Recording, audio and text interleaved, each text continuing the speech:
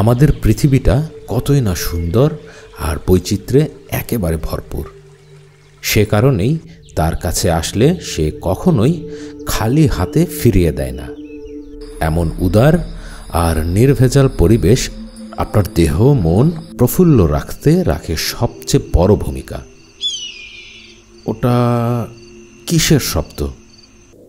শব্দটা আসছে আকাশের দিক থেকে।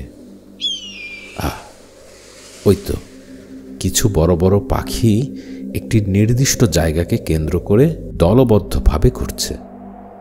আর এমন ধরনের উড়ান আমার মনে হয় আমরা প্রত্যেকেই কখনো না কখনো দেখেছি।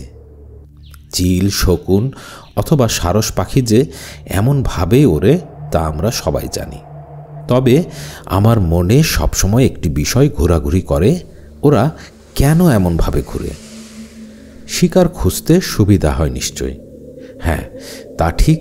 তবে সব ধরনের পাখি কিন্তু এভাবে ঘুরতে পারে না, কারণ এর সাথে সম্পৃক্ত রয়েছে শারীরিক গঠন এবং পরিবেশগত বৈশিষ্ট্যের মতো কিছু বিষয়।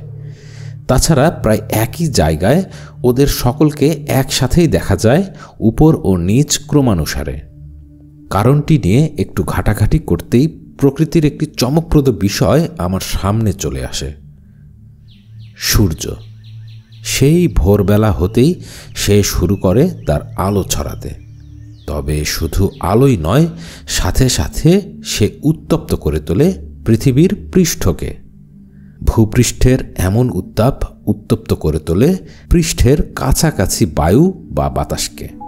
আর বাতাস উত্তপ্ত হলে যেহেতু হালকা হতে শুরু করে, তাই তা উপরের দিকে উঠতে থাকে। তবে সব জায়গা কিন্তু একই সাথে একইভাবে উত্তপ্ত হয় না। পাথুরের স্থান, বালি, খোলা মাঠ অথবা কংক্রিটের বড় বড় দালানের মতো স্থান সবার থেকে বেশি উত্তপ্ত হয়ে ওঠে। তাছাড়া উঁচু নিচু স্থান বা বাতাসের ঘনত্ব এই উত্তপ্ত হওয়ার বিষয়কে প্রভাবিত করে। একে বলা হয় থার্মাল কারেন্ট। সূর্যের তাপ যেহেতু দুপুরের দিকে বেশি থাকে, তাই এমন সময় থার্মাল কারেন্ট সবচেয়ে বেশি শক্তিশালী থাকে। তবে ভূপৃষ্ঠের সকল স্থান যেহেতু সমানভাবে উত্তপ্ত হয় না, তাই এক এক স্থানের বায়ুর উষ্ণতায় পার্থক্য সৃষ্টি হয়। সে কারণেই অধিক উষ্ণ স্থানের বাতাস অন্যান্য স্থান হতেও অধিক মাত্রায় উপরের দিকে উঠতে শুরু করে। এই পাখিরা সেই নির্দিষ্ট উষ্ণ বায়ুকে শনাক্ত করতে পারে। ওদের ডানার নিচের এবং শরীরের সংবেদনশীল কোষ বাতাসের চাপ ও বায়ু প্রবাহের পরিবর্তন বুঝতে পারে। তাছাড়া একজনকে অনুকরণ করেও তারা সকলে সমবেত হয় বাতাসের এই ধরনের সুবিধা গ্রহণ করবার জন্য। আর বড় বড় ডানা এবং এই বায়ু প্রবাহ ওদের বাতাসে ভাসিয়ে রাখতে সাহায্য করে। এভাবেই ওরা দীর্ঘ পথ ডানা না ঝাপটিয়েই যেমন অতিক্রম করতে পারে, তেমনি খাবারের সন্ধানও করতে পারে। ইংরেজিতে এই ধরনের আচরণকে বলা হয় থার্মাল সোয়ারিং। আর এটি দেখতে গিয়ে আপনি সূর্যের কাছ থেকে পেয়ে যাবেন ডি, যাকে ভিটামিন ও হরমোন উভয়ই বলা যায়, যদিও সূর্যের আলোতে কোনো ভিটামিনই থাকে না। তবে সূর্যের আলোতে থাকা অদৃশ্য তেজস্ক্রিয় বিকিরণ অর্থাৎ আল্ট্রাভায়োলেট রশ্মির তিনটি ধরন বা টাইপের ভেতর একটি টাইপ অর্থাৎ ইউভি বি রশ্মি আমাদের ত্বকে থাকা এক ধরনের কোলেস্টেরলের সাথে বিক্রিয়ার মাধ্যমে প্রোভিটামিন D3-তে রূপান্তরিত হয়। আল্ট্রাভায়োলেট রে 100 থেকে 400 ন্যানোমিটার ওয়েভলেন্থের হয়ে থাকে, যার ভেতর ইউভিবির ওয়েভলেন্থ হল 280 থেকে 320 ন্যানোমিটার। তবে যে ধরনেরই ইউভি রেডিয়েশন হোক না কেন, এটি খুব স্বল্প সময়ের জন্য পরিমিত মাত্রায় উপকারী। অন্যথায় এটি আপনার ত্বকের ক্যান্সার, সানবার্ন সহ নানা জটিলতা সৃষ্টি করবে। সে যাই হোক, এই তরঙ্গ দৈর্ঘ্যের আরেকটি টাইপ ইউভিএ, যার তরঙ্গ দৈর্ঘ্য 320 থেকে 400 ন্যানোমিটার হয়ে থাকে এবং যাকে আমরা ইউভি ব্ল্যাক লাইট বলি, সেই অদৃশ্য আলো কিন্তু অনেক ক্ষেত্রেই আপনার দৃষ্টিকে ফেলতে পারে চরম পর্যায়ের বিভ্রান্তিতে। এটি একটি বিশেষ কাঠবিড়ালির মাথার কঙ্কাল, আর এর উপর আমরা যখন ইউভি ব্ল্যাক লাইট জ্বালাবো তখন ঘটবে এক আশ্চর্য ঘটনা।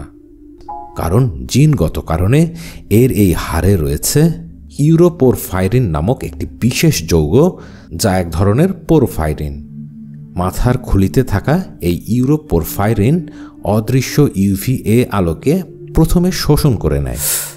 এরপর এই যৌগটি অর্জন করে শক্তি এবং তা দৃশ্যমান আলোর তরঙ্গে রূপান্তরিত করে নির্গত করে, যার ফলে আমরা দেখতে পাই এই গোলাপি রং। তাই এই কাঠবিড়ালির উপর এমন ইউভিএ আলোকে ফেললে এর রঙও হয়ে যায় গোলাপি। এই উপাদান আসলে সকল প্রাণীর বাহিরের আবরণে থাকে না, হাড়েও নয়। তবে ব্যতিক্রম হলো এই ইস্টার্ন ফক্স স্কুয়ারল। এই উপাদানটি শুধুমাত্র এই প্রজাতির কাঠবিড়ালির হাড়েই বিদ্যমান। অবশ্য আরও কিছু প্রাণী ও উদ্ভিদ রয়েছে যাদের বাহিরের অংশেও এই উপাদান রয়েছে। এই জন্য চলুন এমন একটি সুন্দর জায়গায়, এই মরু অঞ্চলে রয়েছে এমন একটি প্রাণী যারা ইউভি ব্ল্যাক লাইটের নিচে সশরীরেই ভিন্ন রঙে পরিবর্তিত হয়ে যায়। এটি একটি কাঁকড়া বিছা বা স্করপিয়ন। এটিকে যদি সশরীরে কোনো ইউভি ব্ল্যাক লাইটের নিচে রাখা হয় তাহলে ঘটবে আরও একটি চমকপ্রদ বিষয়। এটির শরীরের উপরের অংশ প্রথমে ইউভি ব্ল্যাক লাইট শোষণ করবে এবং তা দৃশ্যমান আলোর তরঙ্গে রূপান্তরিত করে নির্গত করবে। কিন্তু এটি আগের অর্থাৎ কাঠবিড়ালির মাথার খুলি হতে বেশ কিছুটা আলাদা। কাঠবিড়ালির মাথার খুলি হতে যে আলো নির্গত হয় তার ওয়েভলেন্থ বা তরঙ্গ দৈর্ঘ্য হয় বেশ বড়, কিন্তু স্করপিয়ন নির্গত করে তুলনামূলক ছোট তরঙ্গ দৈর্ঘ্যের আলো, যার কারণে এই কাঁকড়া বিছের বহিরাবরণ হতে গোলাপি রং নির্গত হয় না, বরং নির্গত হয় একটি ভিন্ন রং, সবুজ। আর এই সকল প্রাণী এবং উদ্ভিদগুলোকে বলা হয় ফ্লুরোসেন্ট অ্যানিম্যাল এবং ফ্লুরোসেন্ট প্ল্যান্ট। তবে এই সকল সামান্য কিছু প্রাণী ও উদ্ভিদ ছাড়া অন্যান্য সব কিছুই এই আলোর নিচে দেখতে লাগে এমন।